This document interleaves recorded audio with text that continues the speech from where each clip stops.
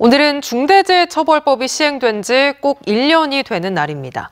정부가 이 법의 방향을 처벌보단 예방이라고 밝히면서 법의 취지가 훼손되는 게 아니냐는 비판도 나오고 있는데요.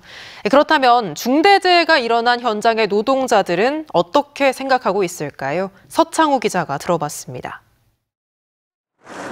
지난달 중순 폭발 사고가 발생해 노동자 2명이 끝내 숨진 밀양 한국카본공장.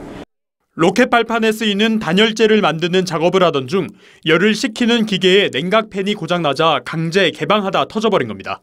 노동자들을 대피시켜야 했고 안전방호장치가 있어야 했고 폭발을 대비해 기계가 강제 개방되지 않았어야 했습니다. 이런 기본적인 법 절차만 지켰어도 유해 물질인 트리클로로메탄이 함유된 세척제로 인해 노동자 13명이 독성 감염 진단을 받은 김해 대흥 R&T. 회사의 산업재해 조사표에는 매번 회사는 작업자의 불안전한 행동으로 적어놓고 있습니다.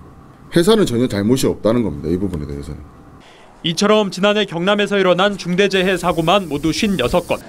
경기도 다음으로 두 번째로 많습니다. 전국 단위로 넓혀보면 중대재해처벌법 적용 대상 기업의 중대재해 사망자 수는 법 시행 전보다 오히려 늘었습니다. 끊이지 않는 중대재해를 줄이기 위해서 노동계가 가장 먼저 언급한 건 위험성 평가. 관리직에서 하는 그런 탁상공론 같은 평가가 아니라 위험성 평가라든지 안전점검이라든지 이런 것들이 현장 노동자들이 반드시 참여를 해야 된다. 위험 요소라든지 개선해야 될 부분들을 적극적으로 개진을 하고 어떤 부분이 위험한지 노동자들에게 직접 물어봐야 한다는 얘기입니다. 무엇보다 노동자들이 위험에 노출됐을 때 사업주는 작업을 멈춰야 한다고 지적합니다. 작업 중지권을 확실히 보장해라.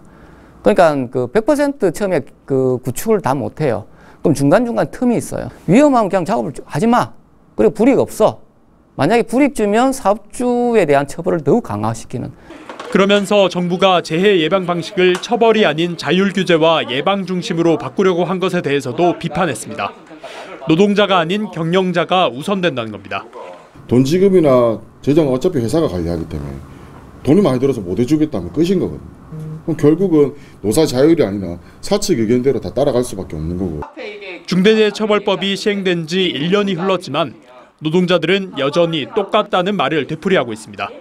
MBC 뉴스 서창우입니다.